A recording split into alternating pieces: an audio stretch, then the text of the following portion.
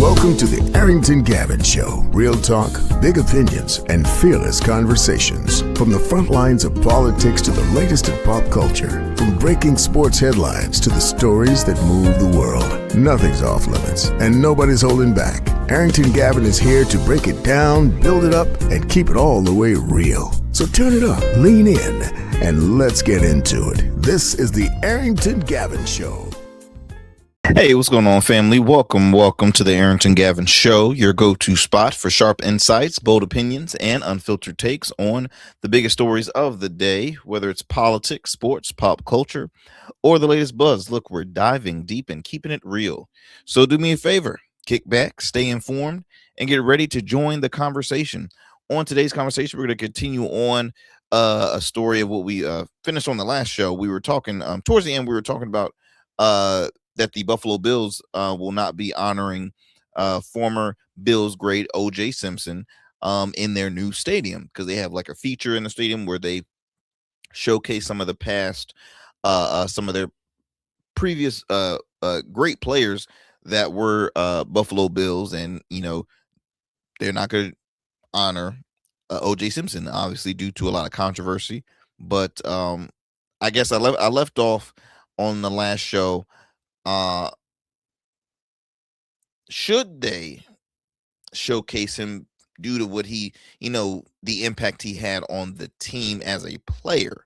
We'll continue on that story, or just that conversation. Also, gospel star Kirk Franklin was involved in was about to throw some hands on somebody, and I don't mean in the name of the Lord. I mean he was a bit frustrated. So I'll talk a little more about that. It was a going around social media, one and done story, but to me it extended a broader conversation, and I'm gonna speak on that later on. Also, still this whole back and forth between centrist Democrats, moderate Democrats, and socialist Democrats. Okay. I have said time and time again that the huge success that happened in New York City, me personally, I don't think can extend throughout the majority of blue districts or blue cities, or just in general around the United States. I don't. But people are still having the back and forth conversation about, hey, is the socialist movement the new way to go for the large big tent, Democratic Party? Is there room for them, or should they have their own party? We'll talk a little more about that.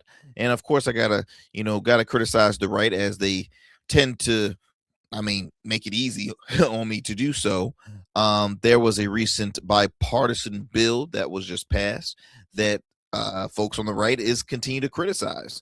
And also we're going to talk about the Great American State Fair that happened recent in DC. So we're going to talk about that and more here on the Arrington Gavin Show. As always, my friends, thank you so much for taking the time out of your busy schedule to tune into yet another great conversation here on the Arrington Gavin Show.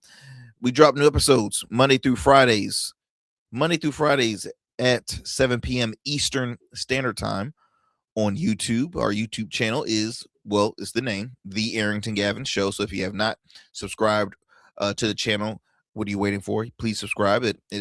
We truly appreciate it. We have a goal to hit 5,000 subscribers by the end of the year.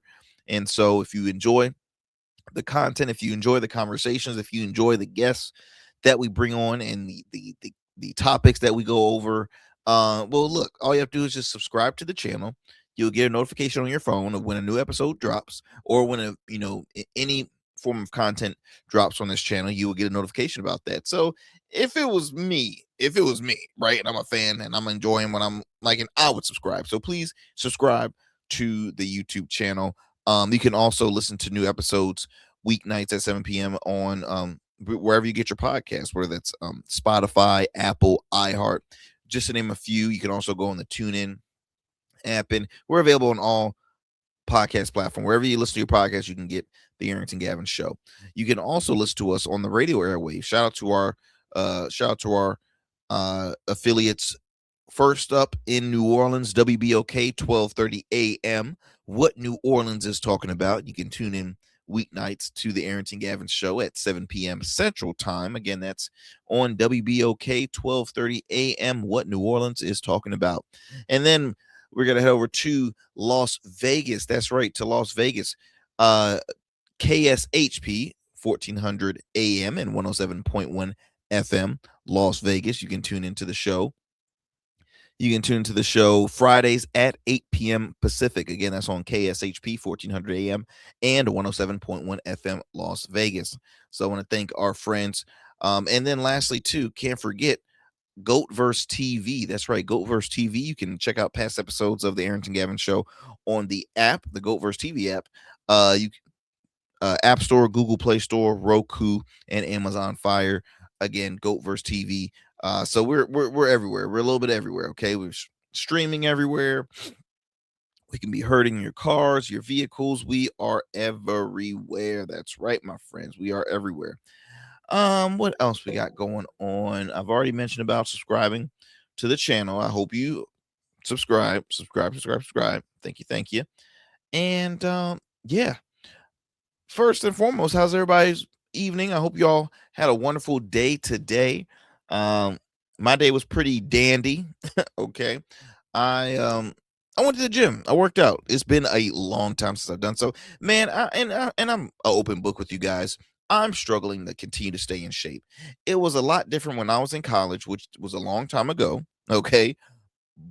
But I was motivated, right? I was in that gym, and I hate to continue to sound like this because I don't want to sound like an old man that's like, yeah, back in the day I used to lift this much and that much and this much. And I'm like, well, that was a long time ago, Arrington. And you need to start thinking about like what can you do right now? And yeah, so I've been struggling to try and keep up with the gym. But I'm motivated. The wife and I were going on a much needed vacation. We're going on a cruise for our wedding anniversary soon. So we both are saying, hey, look, we got to get our bodies right tight. You know what I mean? And as of today, we cutting carbs. Y'all pray for a brother. Please pray for a brother because carbs is in everything that I love. Okay. Pizzas, burgers, pastas, potatoes. Like, help me, Jesus. Help me. No carbs. So I made it past day one, barely.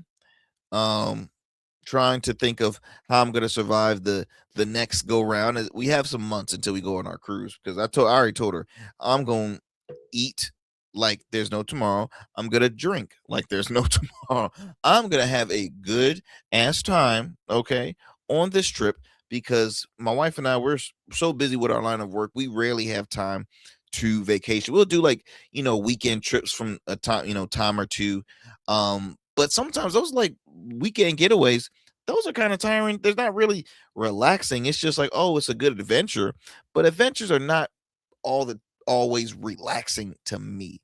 So I just want to go somewhere where I can kick back, relax, enjoy the sun, enjoy the tropical, and just enjoy being with my wife and just having a wonderful time and creating more memories. But yeah, I went to the gym today. I was satisfied. I was proud of myself, right? Got a good sweat. Gotta keep it maintained.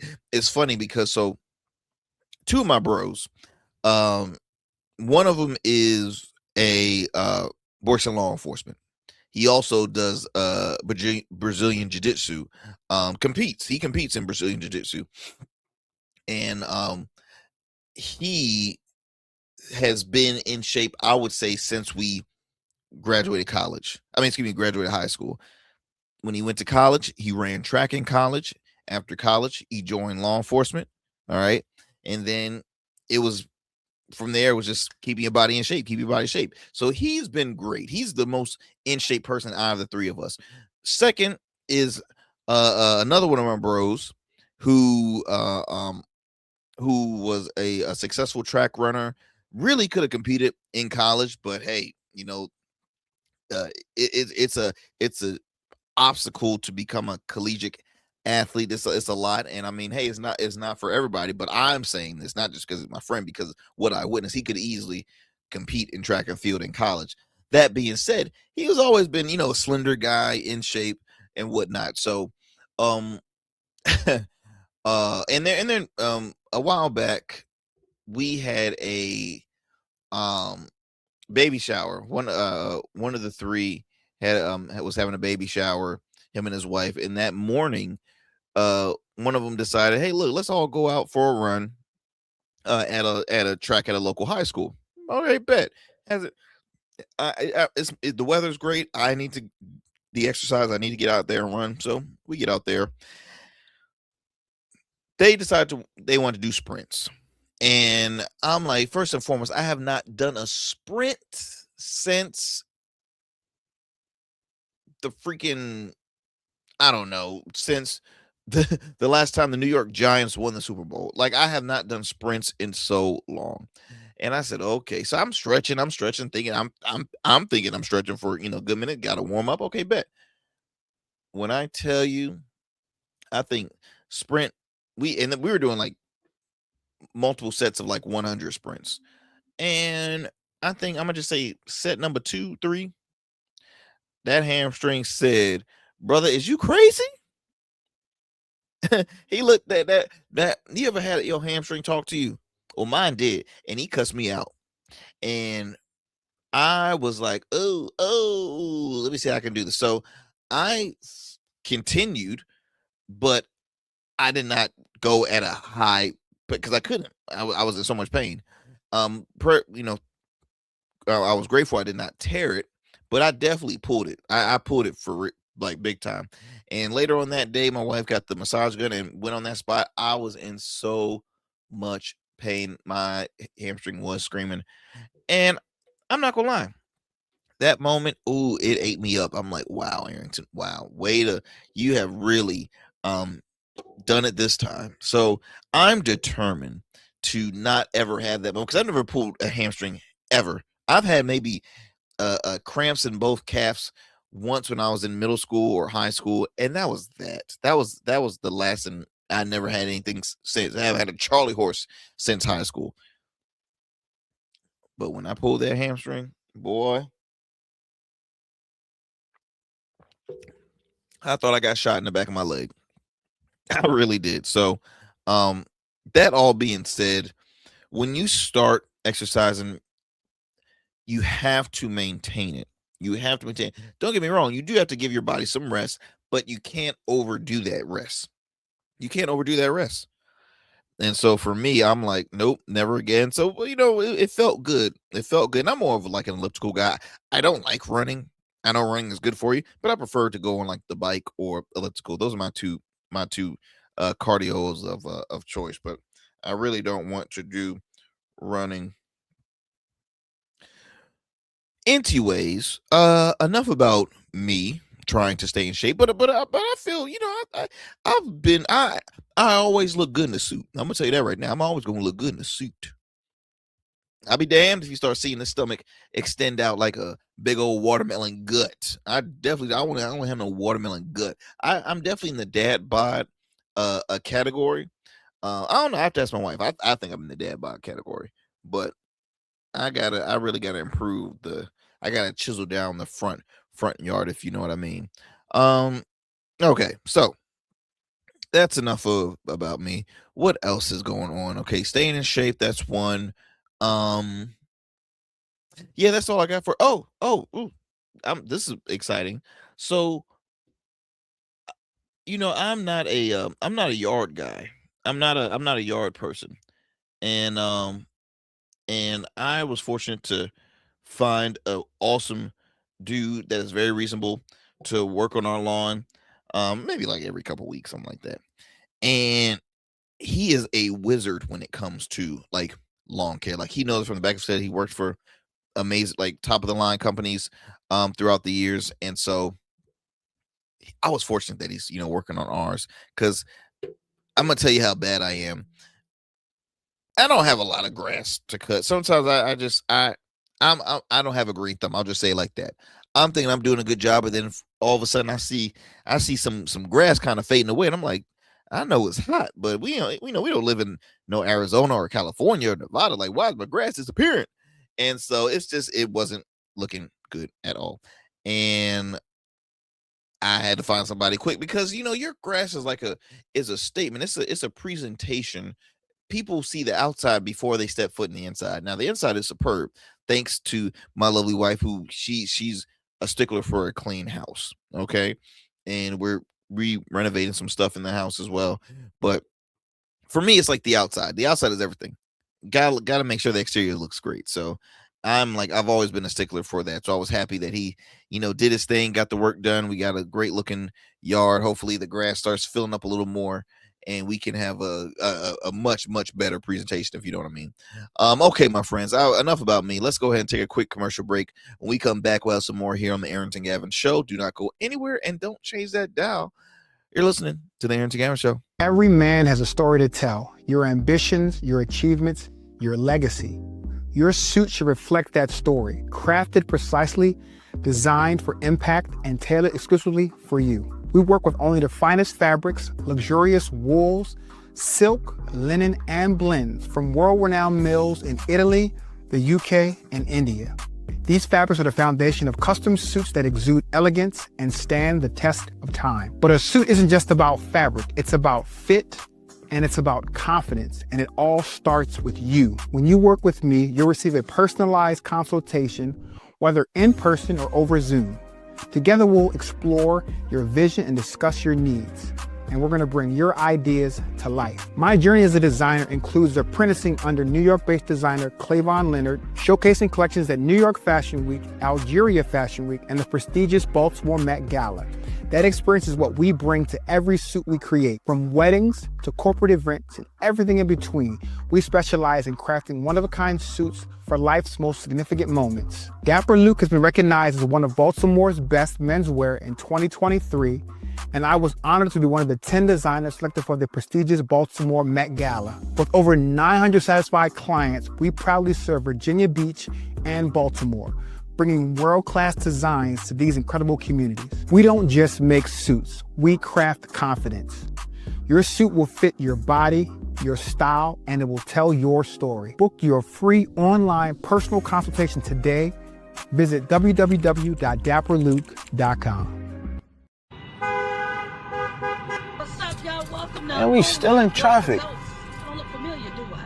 Not in this seat. Hey, what's that you listening to? Here to host today. Hey, turn it up. Yeah, this that new Goat Verse app. I got you. So y'all want to know where the goats are? They're off on the sidelines. Looking for fresh, relevant content wherever you go?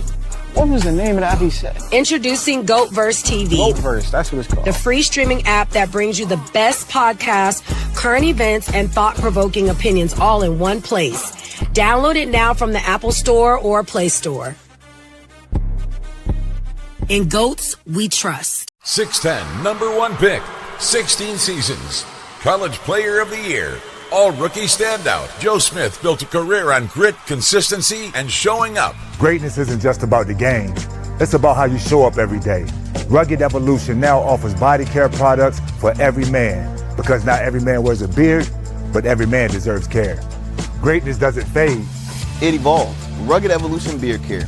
Every beard deserves to be legendary, and every man deserves care. I'm Aaron Phillips. Join me Saturdays at 12:30 as I host The Voice of 757. I'll share news, events, happenings, and the people that shape the 757. That's The Voice of 757, Saturday afternoon at 12:30 right here on Sky 4.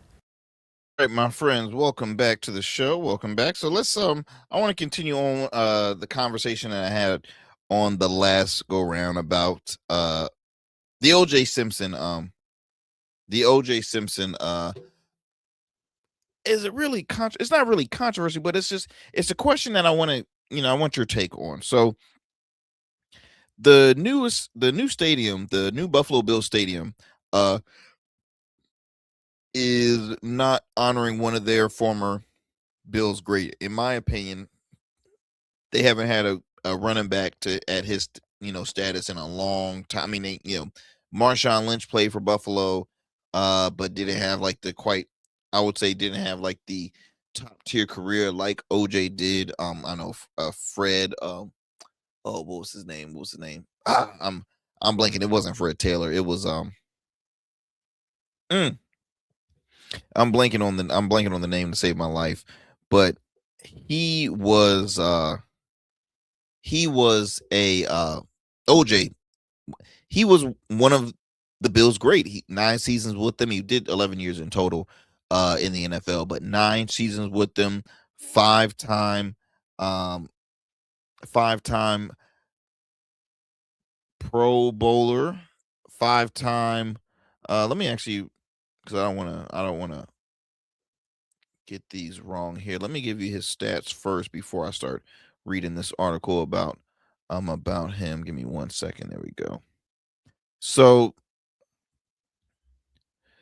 he was a five-time Pro Bowler. I've mentioned before he was an NFL Offensive Player of the Year. He was the MVP during his time with Buffalo. He was the 4-time NFL rushing yards leader, 2-time NFL rushing touchdowns leader, NFL scoring leader. Again, all of this while playing for the Buffalo Bills. Didn't get them a ring, but again, a career that should be acknowledged. Now, let's go back. OJ's career was, I would say, it was a huge. It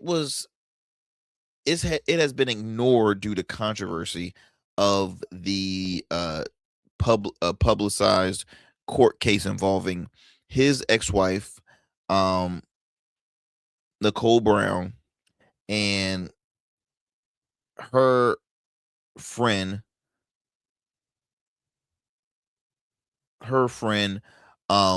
Ronald Goldman. Now, let me go ahead and read you a little bit of this from NBC News. So let's backtrack it here. The new Bills facility, which cost $2.1 billion and took 3 years to build, from groundbreaking, its Highmark Stadium honors the Bills' past with a wall of fame featuring team legends. But Simpson is the team's number 1 draft pick in 1969 with a notable absence. The team president of business operations stated, "We have made an organizational decision that he is not a fit to display inside our new stadium in a family circle." I get that. I understand that. Now, again, let me just go back. 11 years in the NFL. He became the first NFL player in league history to rush for 2,000 or more yards in a single season. Simpson was widely regarded as the best running back of his era before he retired and made the transition to a broadcast career. He was celebrated for his football legacy until the 1990s, when his life took a dark turn. In 1994, Simpson's ex-wife, Nicole Brown Simpson, and her friend Ron Goldman was stabbed to death outside her Los Angeles home.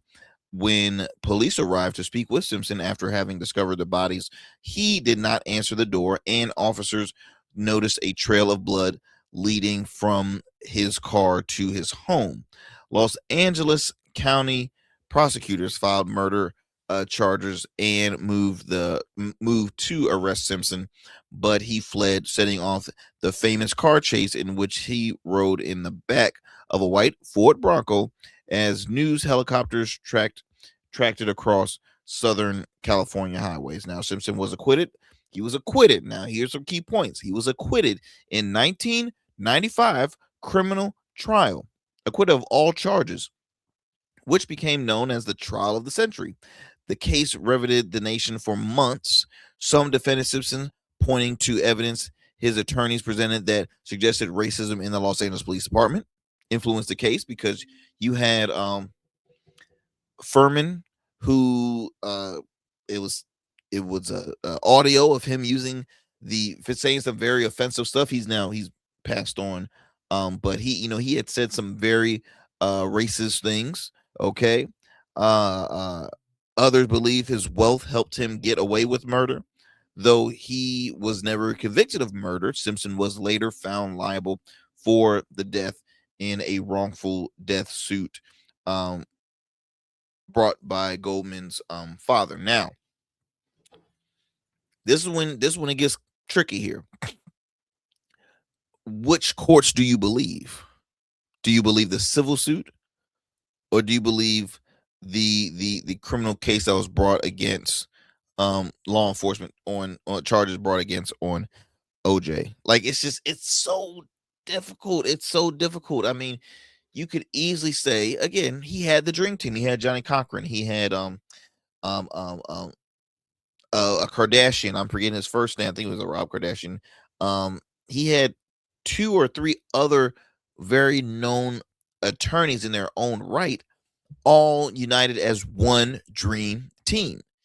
You can easily say, yeah, his money and influence might have helped, but the law is the law, and he was acquitted on all charges. Now, he was found liable in a civil suit, which means pay up. So somehow, somewhere in that court, they found him liable. But to me, it's like, if you find somebody liable in a civil suit, shouldn't they still be locked up? Right? I mean, it was money. What the reward was, not jail time.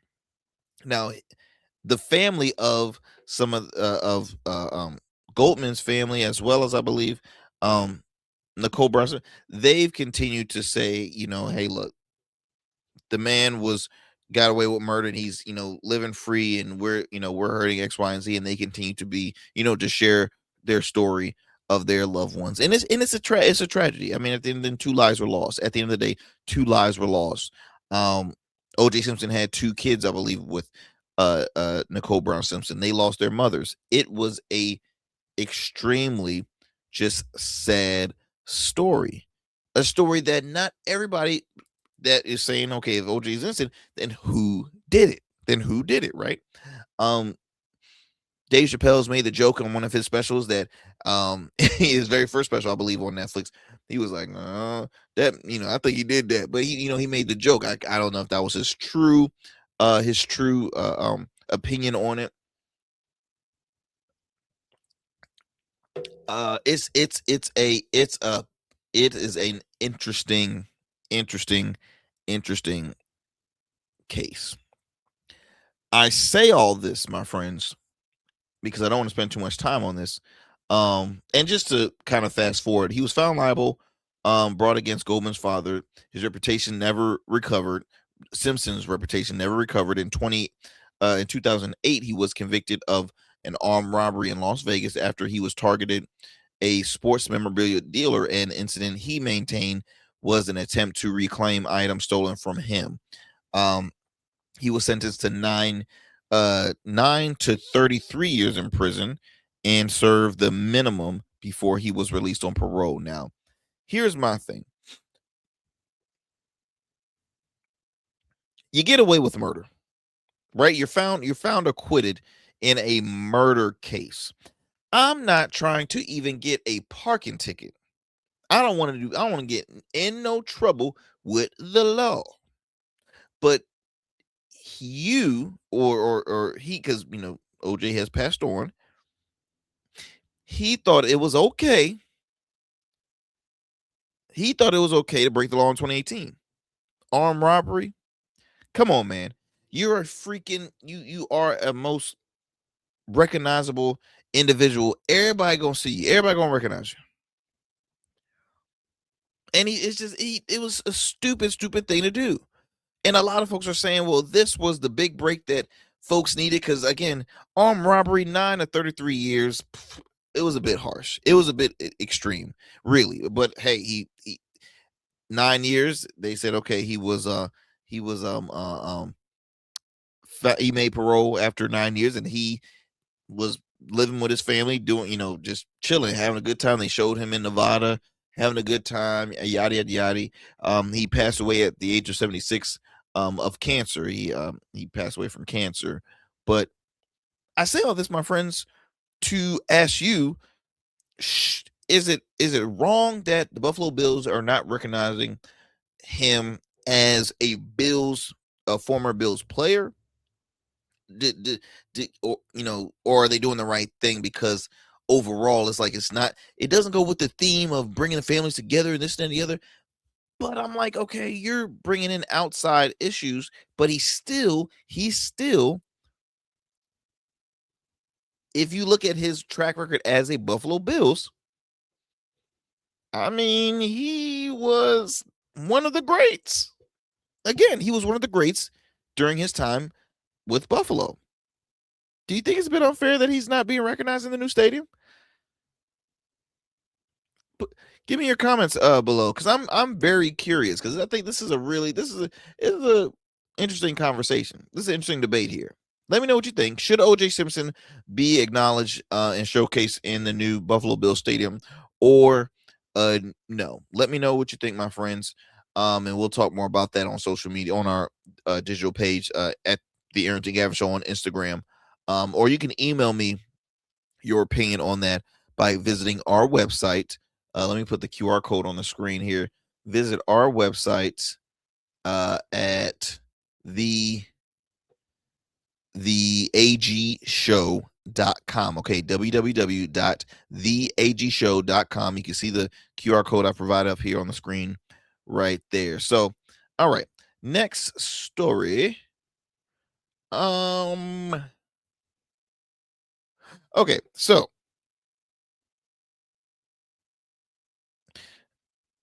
gospel star Kirk Franklin, by far one of the most famous, and not even in gospel music, I'm thinking music in general. He is one of the most successful producers, writers.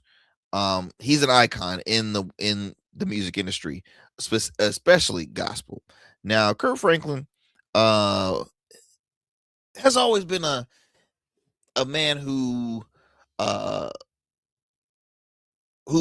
not just breaks barriers, but he tries to go against the grain. He tries to change the narrative in gospel music, right?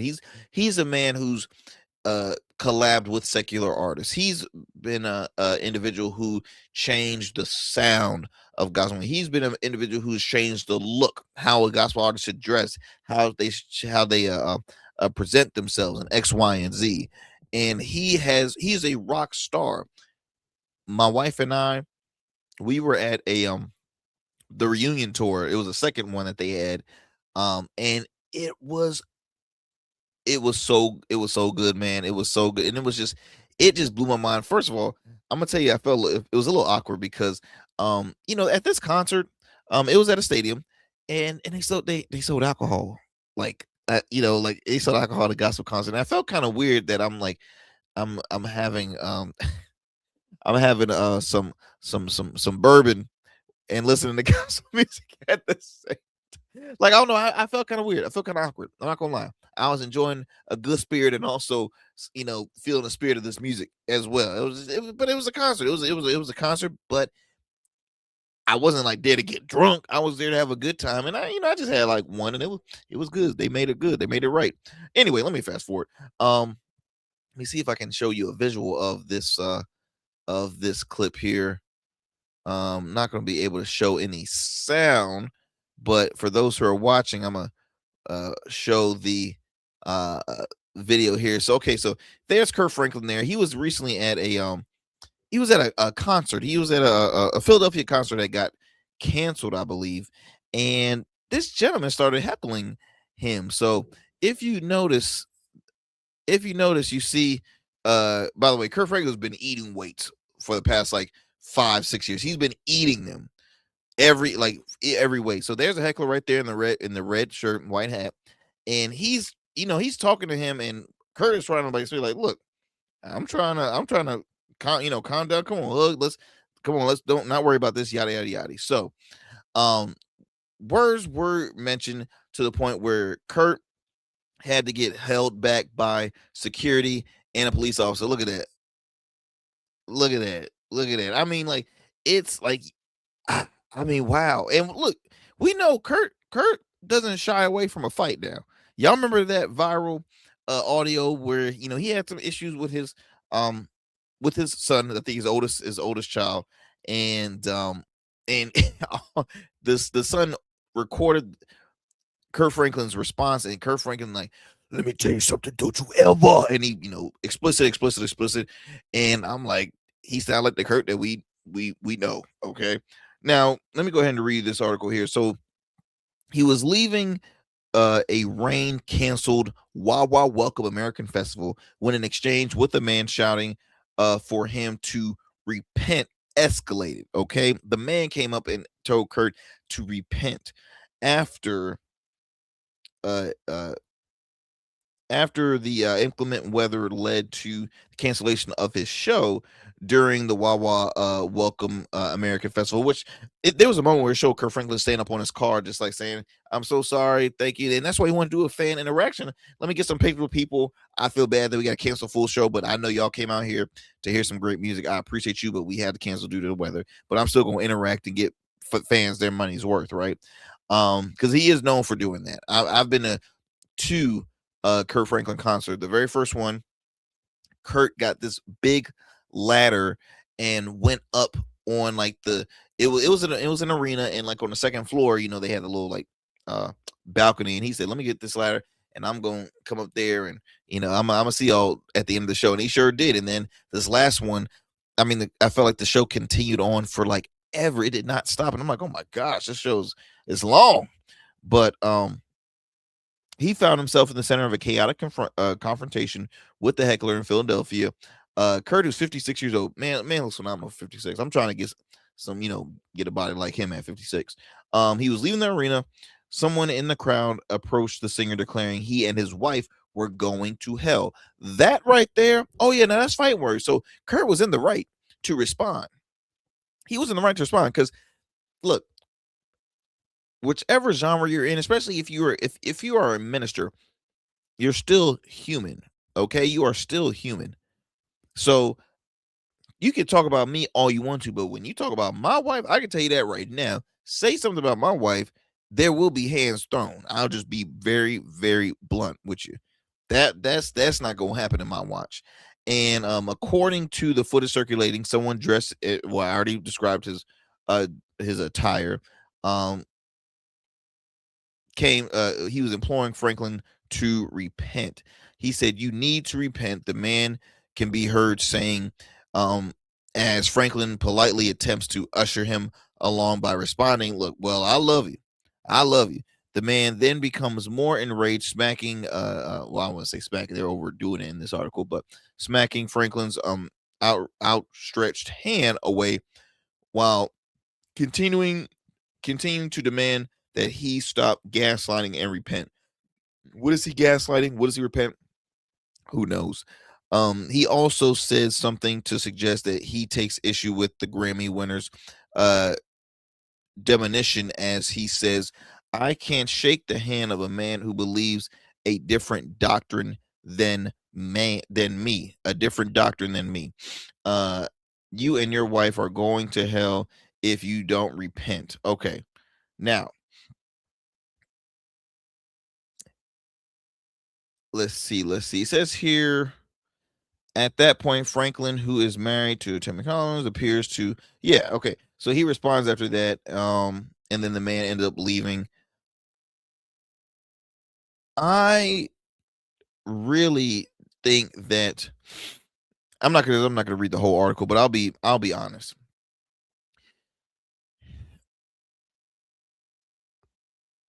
In the gospel music genre, not even just that, but just in the church related, in Christianity, and I'm not speaking as an expert. I'm a person that's always continued to grow my faith in Christ, right? I'm not the perfect Christian. I know you might hear that all the time. I'm not the perfect Christian. I'm a work in progress. But what I will say is that you have folks and probably in all religions. I won't just say just Christianity, but in all religions. But I'm just speaking from Christianity because I am a Christian. You're gonna have folks that think they know the Bible way more than you. They know the word way more than you. They know everything way more than you, in that they come across, and to them they think that they are a perfect Christian. And I say that because, like, this individual who came to Kurt Franklin, he thought he was a perfect Christian enough to tell this person to his face that you and your wife are going to go to hell and you need to repent. That is a shame, because at the end of the day, you do not force anyone towards a religion or tell them, hey, this is how you gotta do it. This is how you gotta. No. Because even pastors will tell you that I'm not here to do that. I am here to be a servant of the Lord to help guide you to that path. But I'm not going to tell you that you are going to go to hell and you need to repent immediately because what you're doing is wrong. This and that and the other. Because the guy said I can't celebrate a dude that celebrates a different doctrine than me. So did he describe that? No, but he just flat out just said he don't like. And look, the only relationship that you're going to have an understanding is between you and God. I always say, for the most part, you can accept good feedback from people that are wanting to help, and if you're open to ask them for your help, or or if you listen to your minister. But at the end of the day, it's going to be up to you and God. At the end of the day, it's going to be up to you and the man upstairs.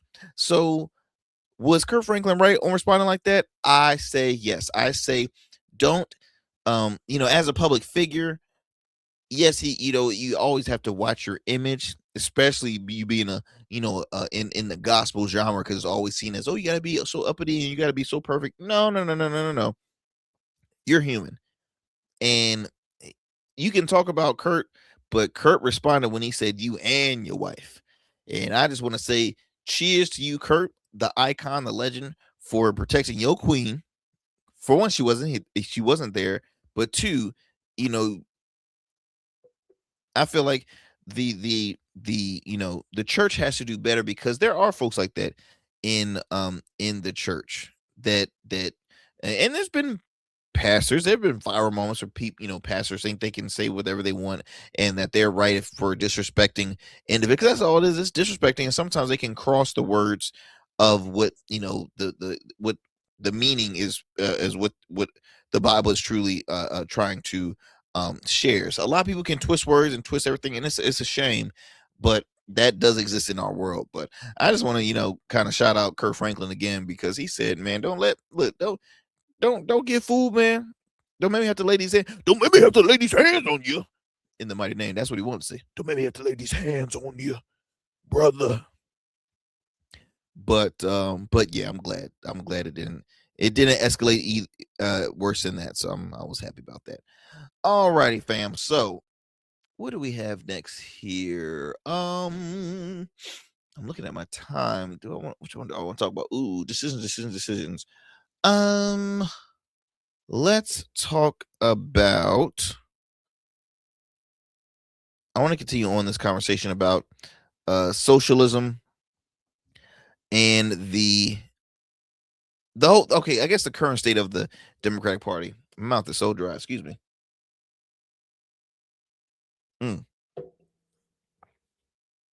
So I don't know if it was on the last show or a show before, but James Carville was not quite happy with here is, where is it? Well, I don't know where's that, but anyway, James Carville was not a fan of the new news about the recent wins in New York, the primary wins on the Democratic side.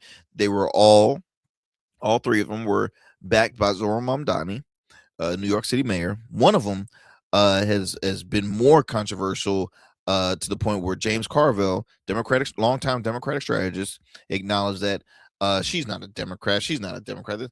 And one of those individuals, her name is, what a name, Daria Liza Avila Chevalier, who has been a controversial figure for quite some time. So bad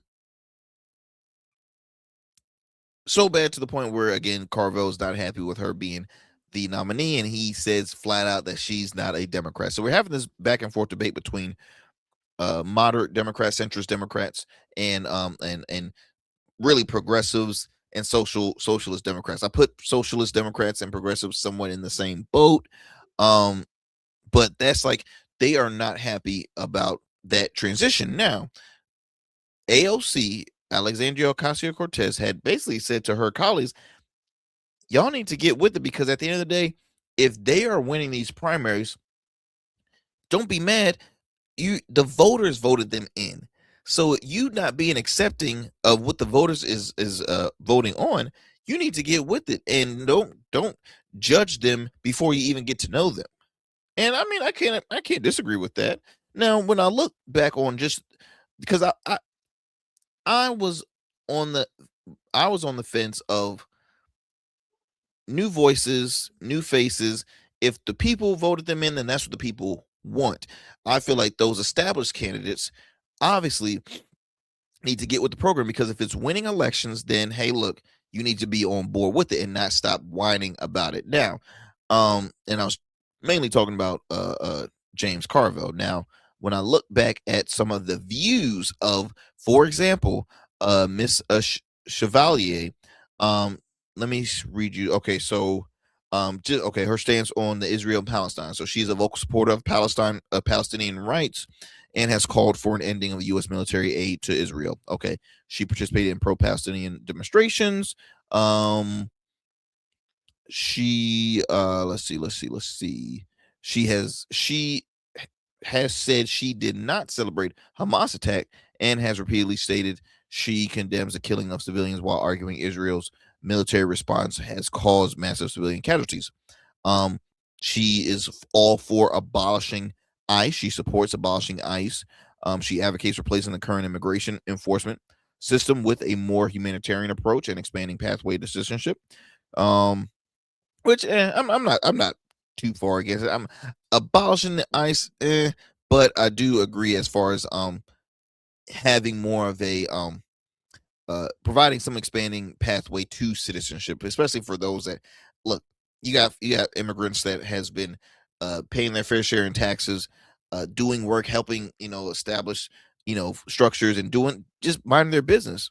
Provide them with a simple pathway to citizenship instead of just saying you're out of here, you gotta go. So I do understand that.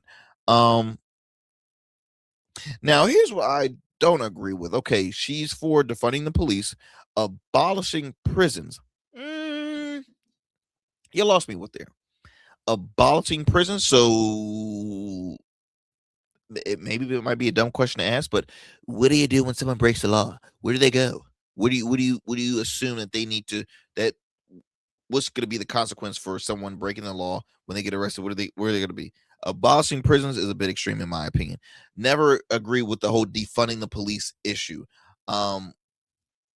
Because at the end of the day, if you're talking about more training, or providing more courses, classes, stuff like that costs money. And on top of that, police officers don't even get paid a lot in general. They get paid pennies just as much as teachers and educators get paid pennies.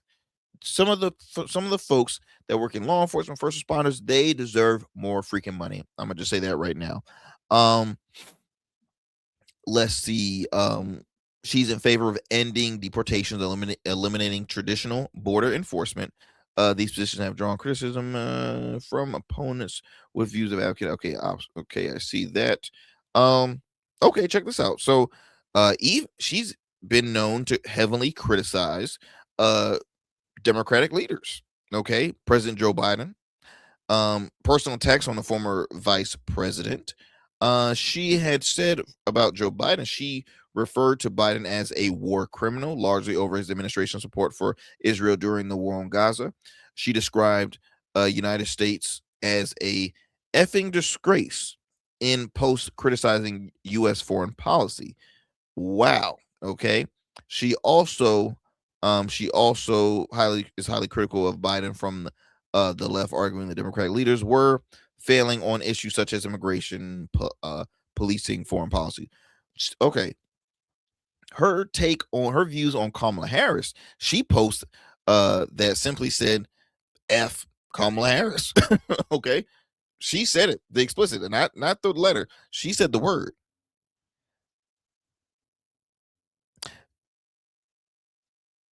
She during a televised debate, her opponent challenged her over her post, and she responded by saying, "I sincerely apologize." Okay. She added, "I would love to see a black woman president, saying that she regretted the tweet. Okay, so she admit the wrongdoing of that. So, but again, when you post stuff like that on social media, folks are not going to forget about it. That's why it's being brought up right now.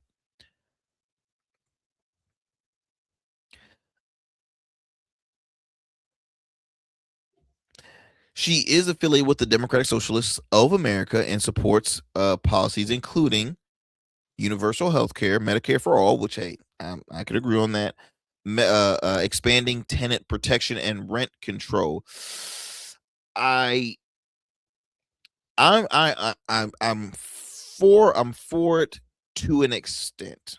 I'm for it to an extent because I do agree that you have landlords that are just flat out just rude and um, um abuse of power, in this country. But I've also seen it, um um and heard stories personally of tenants that take advantage as well when it comes to certain uh, uh, uh, protections and benefits and control and all this. I've seen people utilize that to a point where it's unfair for, say, property managers and landlords. So I that one is um okay. Banning super PAC money. Okay, congressional stock trading bans. Okay, greater investment in social programs. Okay. Let's see. She has said she condemns Hamas because she regrets the language use. Okay, so she's regretting some of her past things, and I think a lot of folks, they start bringing their regrets because now she's like, oh hell, I'm the nominee. If I get elected, I need to continue to, you know, not come with already burnt bridges amongst the party because the party's already against my views as a democratic socialist in general. Now my here's my big thing though. What I can't stand is that the the media is somewhat assuming that this one or two other and these three individuals are now the faces. Like Zor Mamdani is an elected official. They're putting him as the face of the Democratic Party. They're putting him that before it's even been done. They're putting this is just one state. This is just one city. But this is happening only in New York. This is happening only in New York. One state where you're seeing a number of these folks getting elected. Just one state. And three of them are not even elected. One is, but three of them is just they're Democratic nominees. So to me, I feel like they push it a little bit too much. Now I know my progressive friends probably have a difference of opinion. What I'm saying, they're saying no, this is the future, and they need to be aware. Now, do I think that moderate Democrats and centrists need to, I guess, be on guard for this new transition? Possibly, because Democratic voters are tired of the same old, same old. They're tired of the Hakeem Jeffries, the Schumers, the they're tired of the Fettermans. They're tired of a lot of those. They're tired of Cory Booker. Hell, they're tired of a lot of the folks that are trying to act so safe. You have a lot of elected officials that really play the line, tote the line to be safe and not just do what's right. They love to play it safe, but they're being safe to save their own tail and to make sure they protect their position as an elected official. But at the end of the day, it's like, okay, stop making it about you, make it about your constituents, make it about the people.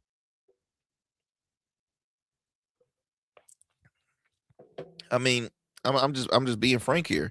Now, when I look in Georgia, you got two different types of senators. You got John Ossoff and you got Raphael Warnock. Now, Raphael, I mean, I don't pay attention to.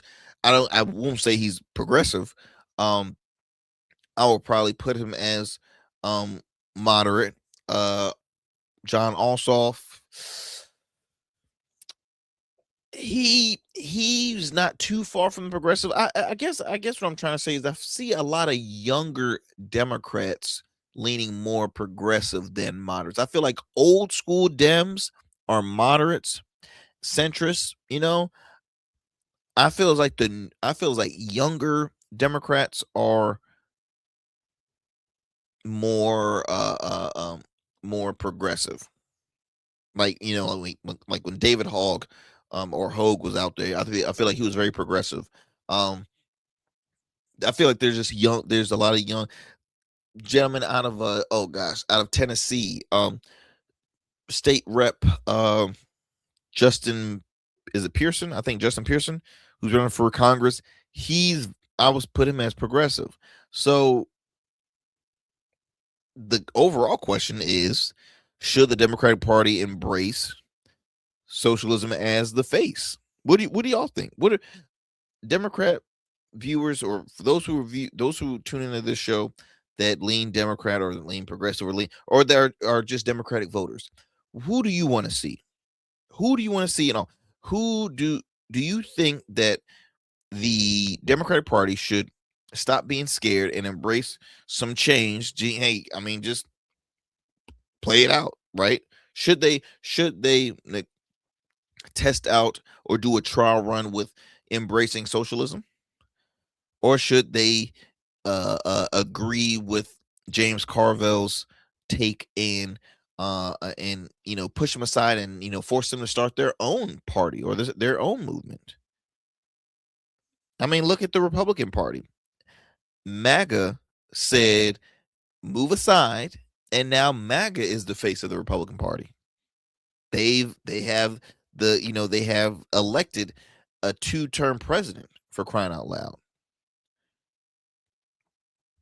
So that being said, should the left do the same? Should they do the same? Because when you think about it, they can't continue on to keep on losing these races and not having the majority. They can't continue on, not having the majority in the Senate and House, or not having a majority in the Supreme Court.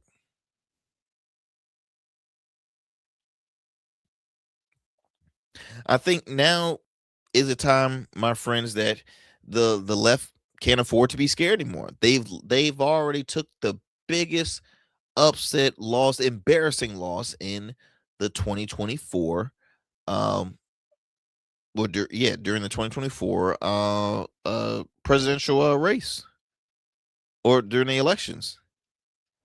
It could have been more embarrassing. You raised the most money. You've seen how corrupt this individual is, yet he still won. He still won. I mean, what else do you do? Y'all couldn't decide on a really a key primary nominee that was having controversy. Y'all couldn't agree on that, and you end up going with the Vice. The Vice lost terribly with the most money. I mean, what do? You transition in leadership in the DNC. It comes out as certain funds and X, Y, and Z, like the structure of it is not going good. Like, I mean, what is going on, people? What is going on? It's midterm season. Y'all got to wake the F up. Y'all really have to wake up. Y'all, well, look, as always, thank you so much for sticking with us here on the Arrington Gavin Show. Continue to tune into the program. Stay safe, stay blessed out there. Make sure you get out there and vote. Stay informed and make sure you do your own homework on these elected officials that or candidates that you'll be voting on. Peace and blessings. I'm out.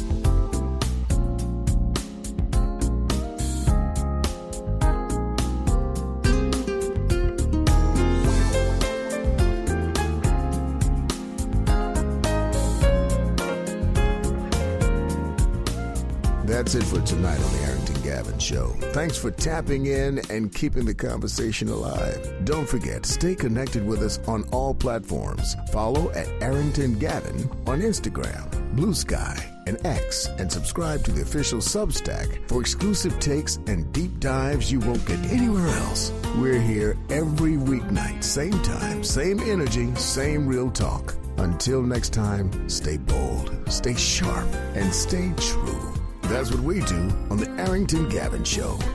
Peace.